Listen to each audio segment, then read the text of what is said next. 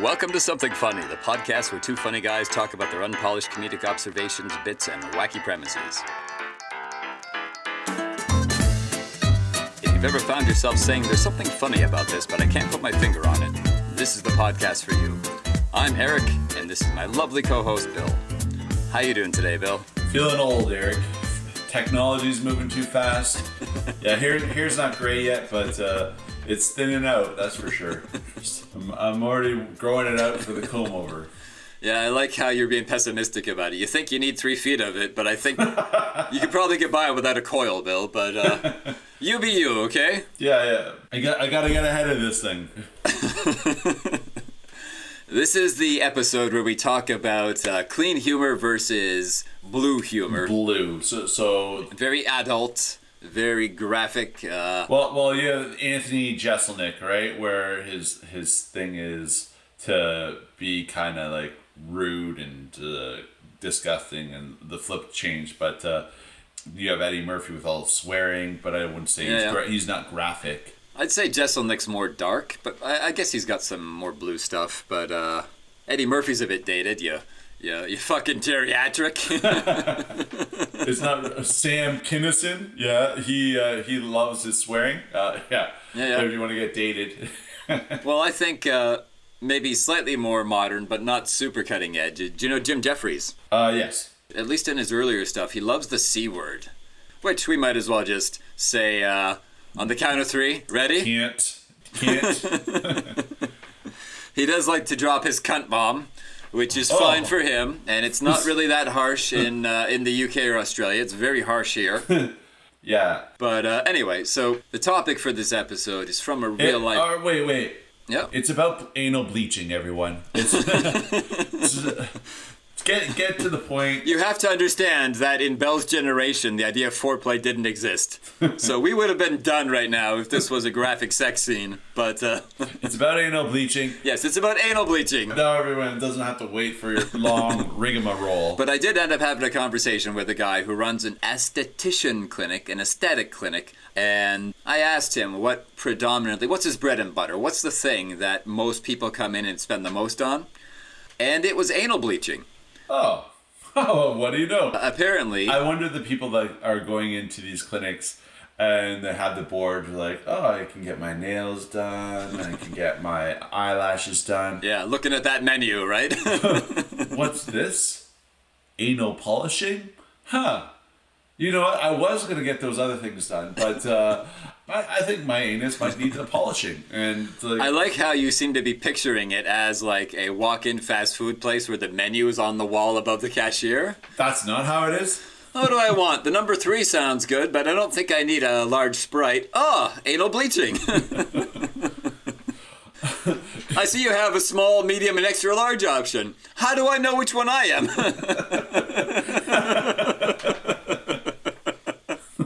Apparently, it is very high demand, it is not cheap, and it is not a one-off, what the hell, let's go for it. You go through a planning process, they have swatches, because you have to decide the ideal contrast between your rosebud and the surrounding tissue. And talking to him about this is really interesting. First of all, I didn't know this was a thing. Then I found out that this was a thing. All those options, do they do a high contrast anus? Well, so the thing is, the anus apparently tends towards being darker. So people don't come in for a darkened anus, and if they did, the easiest thing would just be tattoos. Just like a lot of Asian women get their eyebrows kind of permanently tattooed on so they can save time with makeup. No, if you really?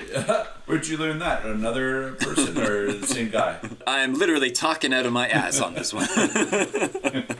So I asked this guy about, well, first of all, how high demand is this? It's high demand. And then I thought, okay, anything about yourself you don't like, there is an internet community that fucking loves that thing. So yeah, dark anuses are a thing. You can Google, like, dark anus porn. He's did his research here, folks. He knows what he's talking about. I love my audience. I know you're busy people. I assumed that this was primarily a woman thing. I was asking this guy, so is this like your OnlyFans girl who just really, like, how can I stand out from the millions of other OnlyFan girls who, click on my link, subscribe.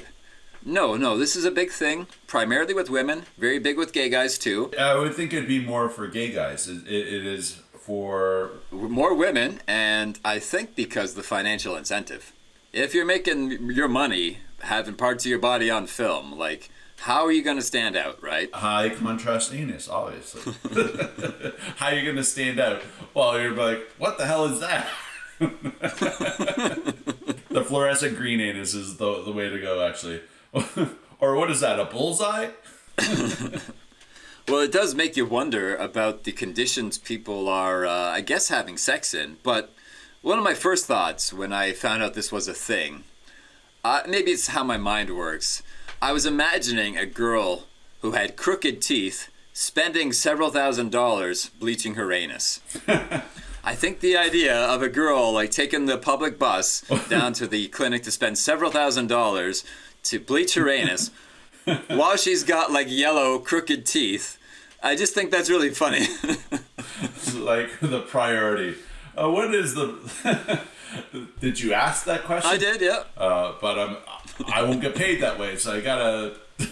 Yeah, I don't think there's a lot of estheticians saying, bitch, you need to go to the dentist first. There's something very funny about choosing something so private to put a lot of money into, and it's not even a one-shot deal. People are going to see this and be like, hey, wow, that person really wipes. They must have like a one-ply toilet paper, but it's sandpaper. It really does an amazing job. I think that begs the question of how many people are seeing you there and under what lighting conditions. When you're making it so clean or so bleached, any brown stuff that's there is going to show up that much more. So you better do a good job wiping. Well, even a little bit of lint will throw, perhaps ruin the mood, but yeah, it's interesting. You know the commercial for Maybelline, I think it was mascara? Yeah. Maybe it's Maybelline. And they have this thing with makeup where it's not really about the men, you beautiful beast of a woman. It's about you and how you feel about yourself, because you're worth it. Yeah, give us your money for our shit is what it comes down to.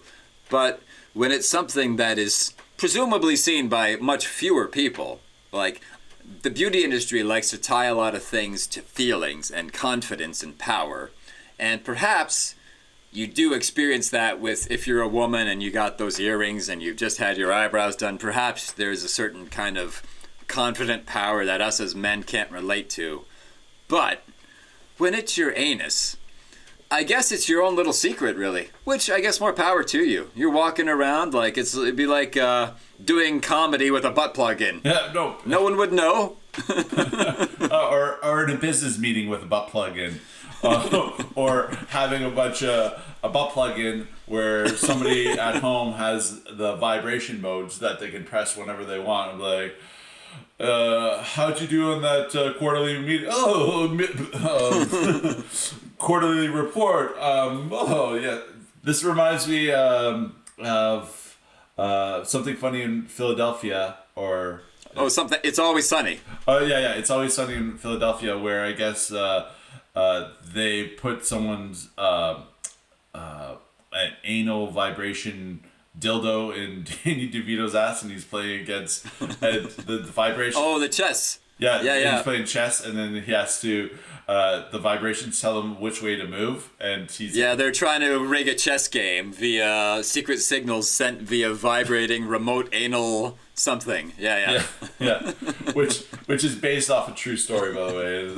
Anyways. Well, nothing surprises me. I wanted to say about the thing where you don't know what's going on with the other person. Like, I was thinking about, you ever have to deal with your principal when you're like in primary school? And there's something very intimidating about being sent to the principal's office. And yeah, he could be sitting there, or she, with their anal beads in. And you're sweating bullets thinking, oh man, what did I do? And they're just thinking, oh, I feel slippage. Gotta get this kid out of the office soon. Something's shifting down there. Let's move this along. Like... Yeah, you don't know what's going on with other people, even people you know well. How you doing today, Bill? I'm good, Eric. I was thinking, like, who's gonna see it? Very, very few people, unless you're showing it off, unless it's your job. What a job you have. And ladies. so I was thinking, like, who's gonna see it? Very, very few people are gonna see it. It's like building a snowman at the top of Mount Everest, right? You go up there, you bring your carrot, you bring your coal and your little pipe there, and you're like, hey, you have your Sherpa there, and you start rolling up balls, and he's like, you want to help me? And you roll up another ball, and he's like, aren't you disgusted by all the dead bodies? Don't you think this is kind of rude? But you make that snowman there, and people go up there like, what is that? Is that a snowman? Right? Well, because a lot of people die. A lot of people die that don't bring oxygen. Yeah, and they just can't go up there to collect the bodies. So they actually use those bodies for directions. Directions. Like, oh, when you see this here, that's when you have to turn and go up. I think the metaphor that bleaching your anus is like building a snowman on Everest is a really sharp metaphor. And what I think is more interesting is, like, imagine you've climbed to the top of Everest, you got your Sherpas, and you see a slapdash snowman with, like, a survival glow stick mouth and gouged in eyes. That's one thing. But you see a goddamn Frosty the Snowman with a carrot nose and a corncob pipe. What was it? With a corncob pipe and a button nose and two eyes made out of coal. You're thinking, okay, someone climbed this mountain with a carrot and coal and a goddamn corncob pipe, and, you know, it's so specific. Corn pop pipe and a button nose and two eyes made out of coal. Like, if you see a snowman on Everest when you're there with your Sherpa and he's got a corncob pipe. Yeah, you're bringing the playfulness to the edge of death, not unlike your anal bleaching. Does he also have a scarf? You imagine you're climbing Everest and you've got your main scarf and then your second showy scarf. Looking good there, Bill. I love the cashmere glitter scarf. Yeah, what can I say? I've got plans. But the top hat. What's with the top hat? You'll know later. All those people that do it every year, climb the mountain, that person's like, where'd the snowman come from? Oh, that was from Billy Tremendous when he climbed up here. There's his body right there. Still wearing the monocle. Why did he die? His neck froze over. He gave up his scarf. He was unable to take his inhalables that he traditionally takes via his corncob pipe. So ridiculous. But yeah, the specificity of these things and the forethought that strikes you as, oh, that was on their mind, so they took an action, so what I'm seeing now has a whole saga behind it. That, I think, is really funny. Yeah. Anyway, I also think if you're doing stand-up, you have a lot of opportunity with that Frosty the Snowman song, because we were really brainwashed into it, right? Like, I love thinking about the mountain climber thinking of that song as he's climbing, you know? He's got that melody. Look good, Frosty, go. This is great. This takes away my mind from, like, the 300 bodies I just stepped over. And I think there's something funny about comparing that, like, the mentality of I'm climbing up the mountain with my pipe and got my top hat on. He's thinking that, while the girl on the bus going to get her ass bleached is like, rump, rump, rump, rump, rumpity, rump, rump, gonna have low contrast. Met a guy named Jeff and I think he's into it. He doesn't mind my crooked teeth. Hey! Not going to be telling my kids about this story after, like, this is how your father and I fell in love. He really liked a smooth gradient. Didn't like it to be too white, didn't want it to completely match, but he liked the nice spreading out gradient where you can kind of see the rings. Oh, Saturn's rings. Well, Uranus's rings. Oh, yeah. So, I do like the aspect of this one, beyond all the haha, bumholes are funny, beyond the blue stuff for the sake of blue. There's something magical about learning about, you know, there was a thing I didn't know existed. Now I know that thing exists, and it opens up a can of worms. And to me, it made my mind think about 2 years ago now, the Queen of England died. And as a kid, my mom, go grocery shopping. She was one of those women who would look at the tabloid mags but never buy one. Now, you see in the tabloid magazine with your mom, as you're checking out in the grocery store, Queen's esthetician comes forward. She bleached her anus. You're going to buy that tabloid magazine. And even if you don't, you're talking about it on the whole ride home. Mom, do you think she did? She's on our coins. Do you think she bleached her anus? Scandal. Queen spent £4 million bleaching her anus. Doctor comes forward. Prince says no, never happened. Who's the liar? Like, that's going to be on your mind. Well, it's on your mind now. You might have not have been thinking about it, but now you are. So, Queen's been dead 2 years. I think if you dug her up, you wouldn't get answers to this. I doubt there are photographs out there of her anal tint. Yet, if one person, one lowly scullery maid from the royal palace came forward and said, "Oh, blimey, she used to bleach every day. I was there when she put on her cream. She made me use my own finger." Like, that would stick. And you would never know if it's one liar trying to make some money or not. The things you don't know, folks. The things you don't know. It would be fascinating, I think. I just like the idea of, you didn't know that you didn't know, but now you know that you don't know. You're never going to know. Yeah, the things you know. It's like what my aunt once told me. It's like, do you know how your cousin, why your cousin broke up with her husband? I don't know. Marital problems? I don't know. I barely even see her. Well, yeah, they were swingers. I'm like, oh, I would never tell my mom that. But anyways, tell me, Aunt. Tell me more. Anyways, she enjoyed the company of that guy's or that woman's husband more than her own husband. And so they just swapped permanently. Like, oh, now... You'll see us on Jerry Springer next weekend. Season premiere. You'll remember me by my exaggerated comb over. Anyway, so yeah, I think that aspect of things you didn't know that you didn't know, and bringing this to a comedy audience, yeah, it makes you think about the delivery, because there's a lot of exposition you got to get out of the way here. And coming back to the topic of blue for the sake of blue, I think the I don't think there's a lot of exposition. It's just like things you don't know. You don't know if people's bleach their anus. Bleach their assholes? Yeah, bleach your assholes. And they do it as often as you brush your teeth. Like, you gotta maintain it, right? Here I am with the cleanest, shiniest anus that anyone's ever seen. I'm lying to you. I'm like, oh, I don't know what you're talking about. Yeah, we record this. Who would ever spend so much money? We record this remotely, but we do have a webcam on, and we both do full body nudity. Like, 6 feet away from the camera so we can both get a clear view. It keeps it honest. We're on... Looking a little paunchy there, Bill. Yeah, we got the 3D mirrors set up. I think there's something funny about intellectually interesting blue comedy where you're not just ha ha ha anuses are funny. It's got depth to it. And I think some people in an audience will roll their eyes as soon as they feel like you're working blue. So, well, like, to me, when I hear a comedian who just goes for something blue and there's nothing to it, like, I saw a comedian a little while ago, blonde woman, very kind of, could be a librarian.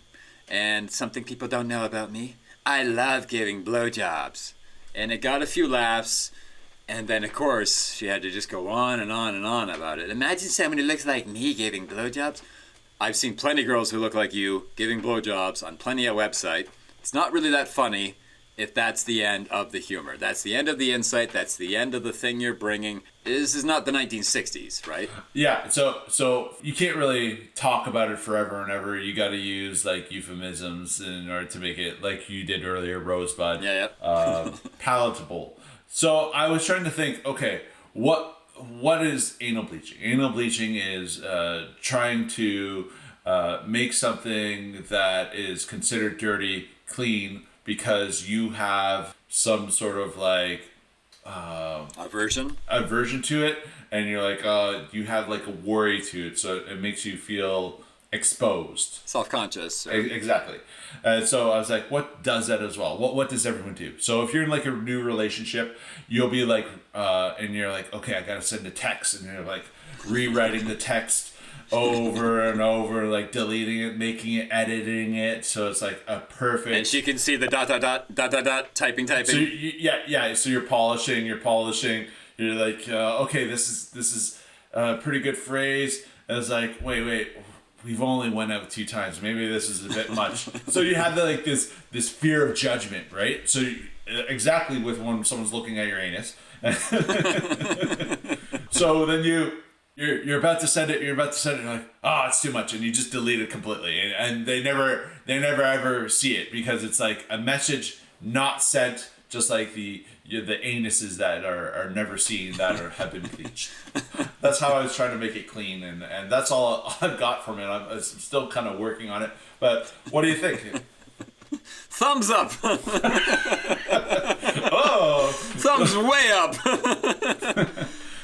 So what I think is interesting about this is there's a certain badass culture to some body modifications, but not others. Like, I live near a tattoo shop, and these kind of people bring a I don't give a fuck what people think attitude while they're doing all this external stuff to make the rest of the world see how much they don't give a fuck. Now, you know who doesn't really give a fuck? The librarian who's got an anal tattoo that no one knows about, that she doesn't advertise. Like, there are badass people who live by their own rules who don't need to make a big show of it. And something Bill said earlier about the, what would you say, fluorescent green anus? Yes. So, yeah. Glow in the dark anus. The lighting conditions under which I've made love are often not ideal for discerning particular hues.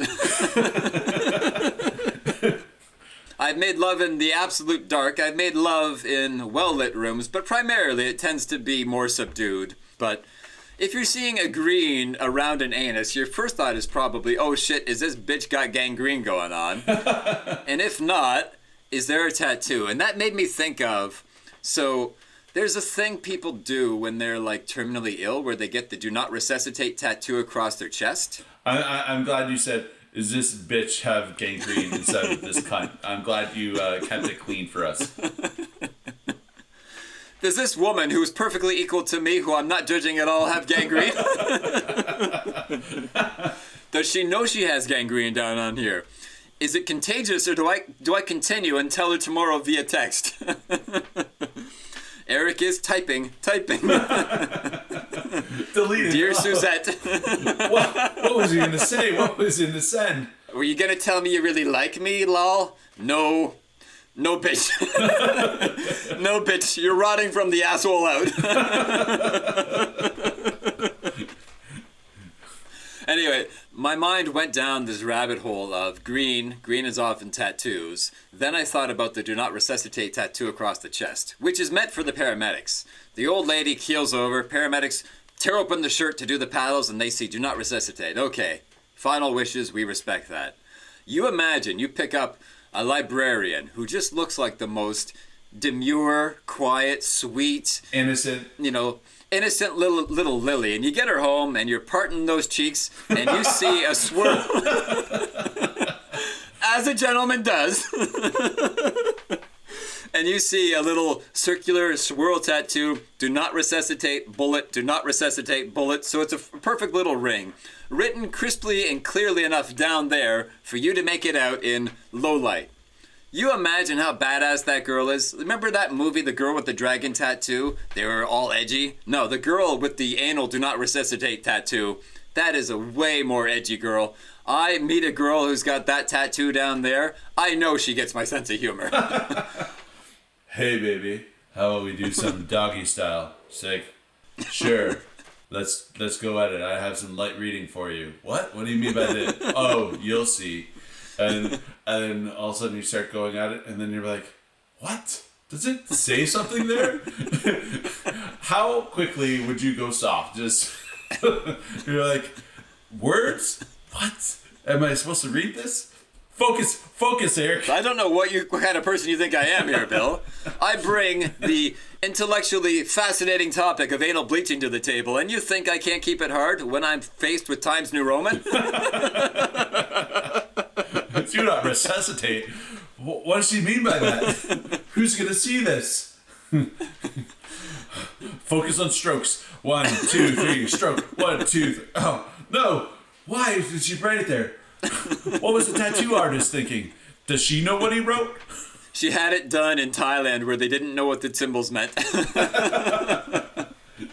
Kap kung kap. But I do think that image that somehow my mind chased down, the girl with the anal tattoo that says, do not resuscitate. Can you imagine you're making love to a girl, and you saw this early on, and she starts having a stroke, and you got to call the paramedics, and you got to tell them, look, I don't want my fingerprints anymore on this woman, but if the two of you can turn her over, and you grab the left cheek, he grabs the right one, take my word on it, you need to do this before you start with the paddles. I think it's a super funny image, but like as a comedy bit, I think it's extremely difficult to get into that amount of detail and tell it in front of a group of people to get them to like, all right, I'm ready to hop on board on this. Let's bring me for the ride, Eric. Let's talk about let's hear it. And no, I think it's too complicated, too far to go. Bleaching, fluorescentness, okay. What if there's something written? Do not resuscitate. It is quite the journey to string them and pull them along. I like the journey, and it makes me think of something Bill said once about intimidatingly beautiful women. Bill, you want to get into your mental trick for dealing with these difficult hotties? No, I was just waiting for a pause there. Okay, so I had the idea. I was like, oh, what do you do when you're talking to in front of an audience? You imagine them naked, but then I'm like, well, what do I do if there's just a beautiful woman that I see that I want, and how can I talk to her in a way where I'm confident and like she's actually obtainable? Oh, I know. She is actually just like me. I poop, she poops, right? She's pretty disgusting. She's human. We all are. Yeah. If you prick me, do I not bleed? Looking at her, she'd be like, she's probably been constipated. She probably had diarrhea at some point. It's like stuck on the toilet. She's a disgusting bitch. Yeah, use it, folks. If there's a cute girl or a handsome guy, some person where you just feel like, they don't want me. They've outclassed me. Yeah. Well, they're disgusting. Think every single one of them, disgusting. Just like you yourself, maybe. First comment on the video. I totally turned off when they said I was disgusting. Worst podcast ever. Don't they know I bleach every day? I use my toothbrush. I have 2 sets of toothbrush. They're easy to tell apart from the brown bristles. What's that you say about my breath? Fuck you! Supposed to smell that way.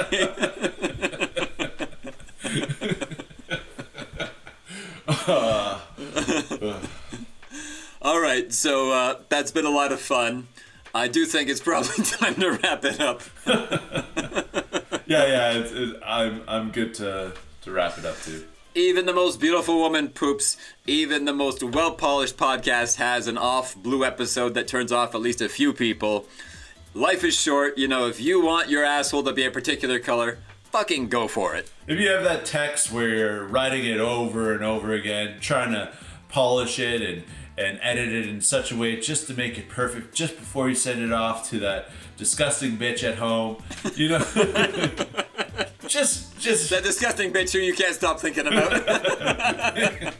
just send it, right? Don't delete it. They're gonna see you for the disgusting piece of crap that you are too, and hopefully it all works out and you're not too disgusting for each other.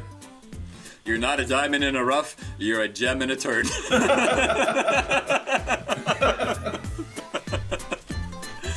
Thanks for tuning in.